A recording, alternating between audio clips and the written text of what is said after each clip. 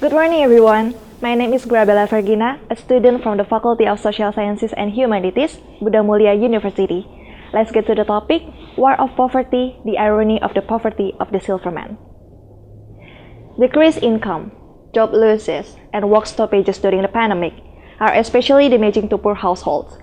Although the percentage of poor people in March 2021 has decreased to 0.0% from September 2020, the Central Statistics Agencies noted that the employment rate has increased during the COVID-19 pandemic and dominated by people of productive age.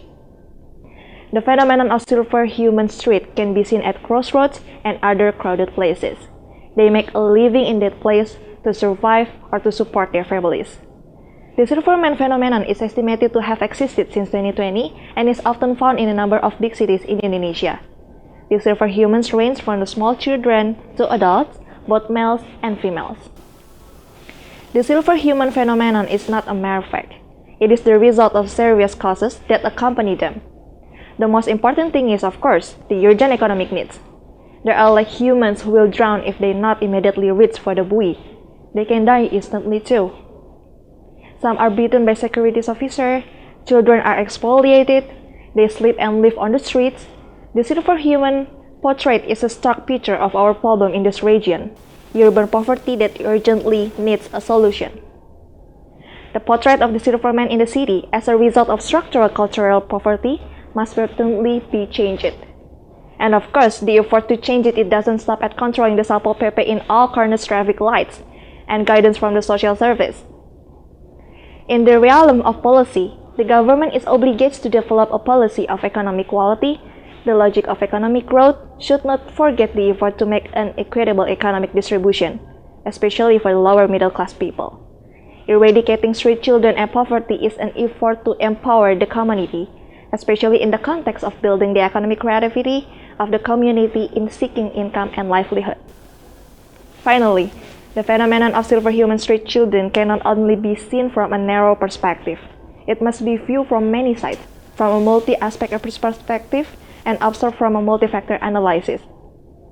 Their presence is actually the result of unfair system, very visible inequality, a numb of social atmosphere, and the breakdown of economic governance in urban areas, which has an impact on their displacement from the center of life and then thrown on the periphery.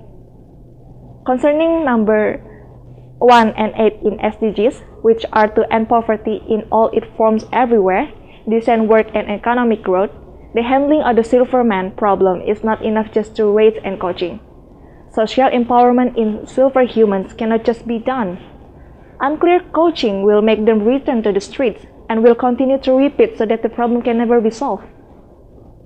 Placing job creation at the center of economic policy, making and development plans will not only result in decent job opportunities, but also stronger inclusive and poverty-reducing growth. This is a positive circle for the economics, society, and encourage sustainable development. In short, looking at the Silverman is not enough from perspective of compassion and ridicule. They must be seen as a part of us, part of a common problem, a problem that must be solved together.